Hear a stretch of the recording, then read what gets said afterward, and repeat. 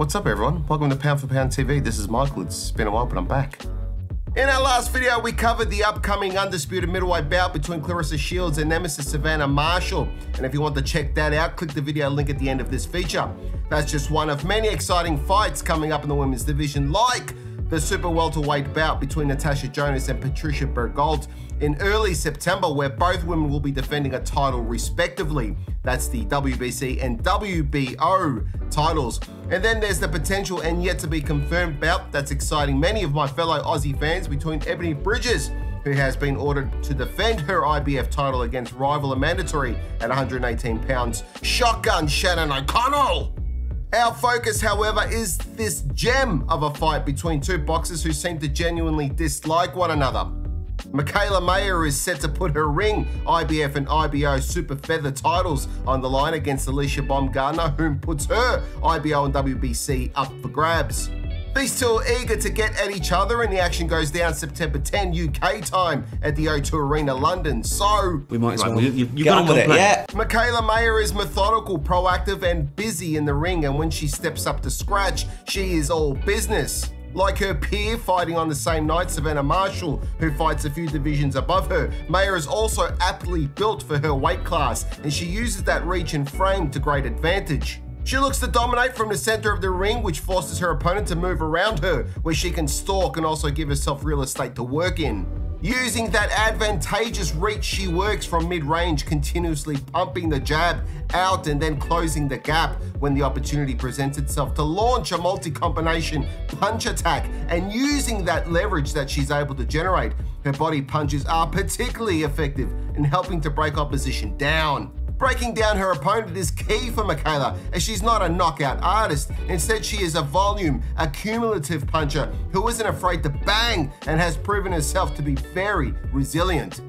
The former Golden Gloves champ and US Olympic representative is no stranger to wars and stubborn opposition. She came out gunslinging against French woman Maëva Amadouche in 2021 to claim the IBF Super Feather belt, and against her last opponent Jennifer Han, she had to overcome a tenacious fighter early on before establishing a clear and decisive dominant performance from around the middle point onwards.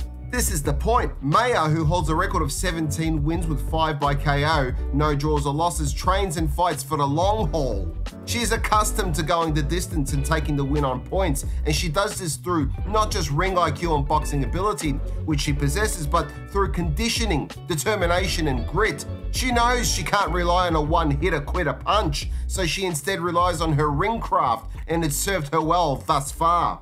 In terms of resume, 8 of her last 10 bouts have been championship bouts at either world or regional level, and she has wins over undefeated and experienced fighters.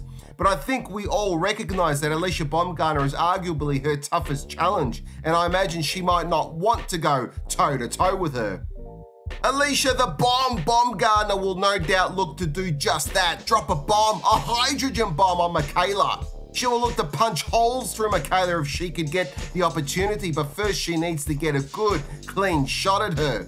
Mayer has decent head movement when she remembers to employ it, and good distance control, so she can potentially be a tricky target for Alycia to hit. The focus will likely be downstairs to the body, a bigger area to work with, which Baumgardner can achieve given her impressive range of shot selection.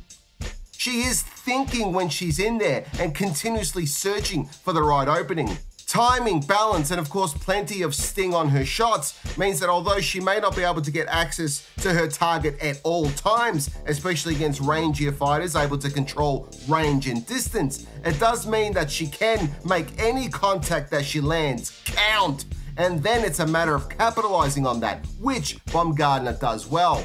In terms of going the distance, Alycia has had to do this less times than Mikaela has had to do throughout her career. And one of Mikaela Mayer's criticisms of Baumgardner is that she is too reliant on her power, in particular her right hand. In Baumgardner's last 2 fights, she has a technical knockout victory against Terry Harper, where she froze Harper like a statue to claim both the IBO and WBC Super Feather titles. and in her most recent fight and first defense of said titles, which was later made redundant as her opponent came in over the weight limit. But in that fight, she was taken to the final bell by Edith Matisse, who, as well as being over the weight limit, was also over 40 years old and had almost as many losses as victories on her record. Baumgardner has fought as high as super lightweight in her career early on, where she amassed most of her KO victories. And of her one defeat in her 12 wins with 7 KO record with 1 loss came at the hands of tough and feisty Cristina Linardatu in 2018. But I think Alycia is more than just power and the attributes mentioned earlier. She's also a good mover around the ring and pretty good at controlling range and distance also. She's also still developing and will have to put everything that she's learned together on the night to get this win. If I'm wrong, I'm happy to go bobbing for apples between Bobby Bacala's man boobs. With that being said, these two fighters, in my opinion, will be each other's toughest test yet. And I think the edge has to go to the more experienced fighter. And although there's not a huge difference in the number of pro fights between the two, Mikaela's amateur pedigree and overall general skill set will see her get over the line on points. Mikaela Mayer for the win. Before we hear from the experts, a reminder to please jab that like, share, subscribe and notification bell. Check out our Patreon page to become a Patreon family member where you'll receive some cool perks. Want some merch? We've got t-shirts to baseball caps to phone covers, from boxing to crypto and everything in between. So head on over to In Stock Shop to find something you like. You can find a link below. Life is a fight outside the ring, and I've certainly gone a few rounds. From substance abuse to depression to street fights and trouble with the law, my life has seen a lot of darkness, but I've turned my life around, and my experiences might help you to do the same if you are or have dealt with similar hardships. It's all documented in my book, How to Get Out of Life Traps, and it's available on Amazon. Just follow the link below.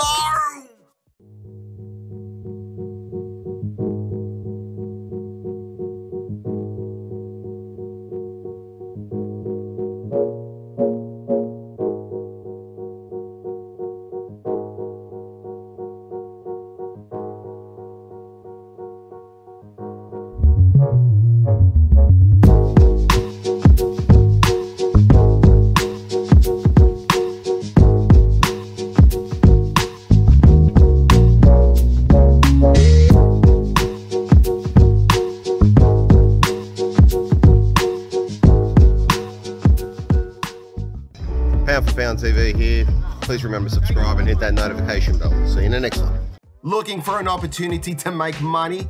That cryptocurrency is so hot right now. I'm not a financial advisor, but it's pretty obvious that it is growing in popularity and utility, and many folks think that they have missed the boat on cryptocurrencies like Bitcoin, but they couldn't be further from the truth. You can mine Bitcoin on your laptop, PC or mobile phone if they are half decent, without having to splurge on expensive mining rigs. In fact, you can do it for free. This is not a paid sponsor, simply a great opportunity and something that I'm doing. And Stormgain can help you generate income using credit earned by mining online. Click the link below and start earning crypto today.